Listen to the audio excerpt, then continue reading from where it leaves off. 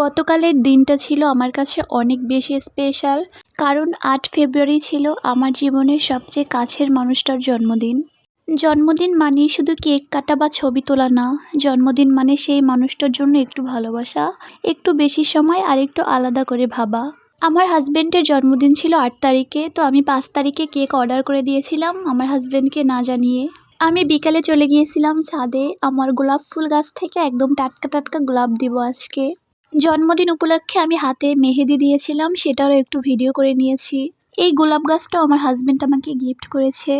এই ফেব্রুয়ারি মাসে তো রোজ ডে থাকে, প্রপোজ ডে থাকে, তাই বারবার ফুল না কিনে আমাকে একটা ফুলের গাছই গিফট করে দিয়েছে।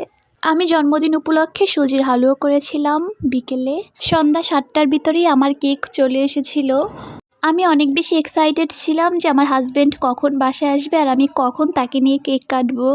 আমার হাজব্যান্ড বাসায় আসার আগে আমি সব কিছু রেডি করে রেখেছিলাম, কারণ জন্মদিন উপলক্ষে আমি বিরিয়ানিও রান্না করব। কিন্তু আমি বিরিয়ানি অত ভালো রান্না করতে পারি না, তাই আমি আমার হাজব্যান্ডের জন্য রেখে দিয়েছিলাম সব কিছু রেডি করে। আমার হাজব্যান্ড অনেক ভালো বিরিয়ানি রান্না করে। বাসায় আসার পরে খুব সুন্দর করে বিরিয়ানিটা রান্না করলো। অনেকেই মনে করতে পারে যে বিরিয়ানির ভিতরে ডাল দিয়েছে, কিন্তু ডাল দিয়ে খেতে আমার ভালো লাগে, তাই আমি ডাল দেই। আমার হাজব্যান্ডকে সারপ্রাইজ দেওয়ার জন্য তার একটা বন্ধু এসেছিল। সাকিব ভাই এসেছিল রাত 11টার সময়, তাই ভাবলাম যে আগে খাবার খেয়ে দেন পরে কেক কাটবো। একটা দুঃখের বিষয় হচ্ছে যে কেক কাটার সময় ফোনটা সেট করা ছিল কিন্তু ভিডিও হয়নি, তাই আমি তোমাদের সাথে কেক কাটার মুহূর্তটা শেয়ার করতে পারলাম না। কেক কাটার পরে সাকিব ভাইয়ের গিফট আনবক্সিং করলাম, তো আমাদের খুবই সুন্দর একটা ছবি সাকিব ভাই ফ্রেম করে এনেছিল। কিন্তু সেম টু সেম একটা ছবি আমার হাজব্যান্ড আমাকে বার্থডেতে গিফট করেছিল এরকম ফ্রেম করে, তো সাকিব ভাই বুঝতে পারেনি।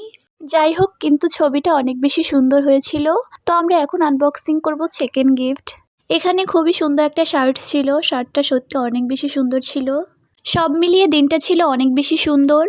আল্লাহ যেন আমার হাজব্যান্ডকে সবসময় সুস্থ রাখেন, আর আমাদের এই ছোট সুখের সংসারটা যেন সবসময় ভালোবাসায় ভরে রাখেন। সবাই আমাদের জন্য বেশি বেশি দোয়া করবেন এবং কমেন্টে অবশ্যই মাশাআল্লাহ বলে যাবেন। তো আজকের ভিডিওটি এই পর্যন্তই, দেখা হবে নতুন কোনো ভিডিওতে। সবাই ভালো থাকবে, সুস্থ থাকবে। আল্লাহ হাফেজ।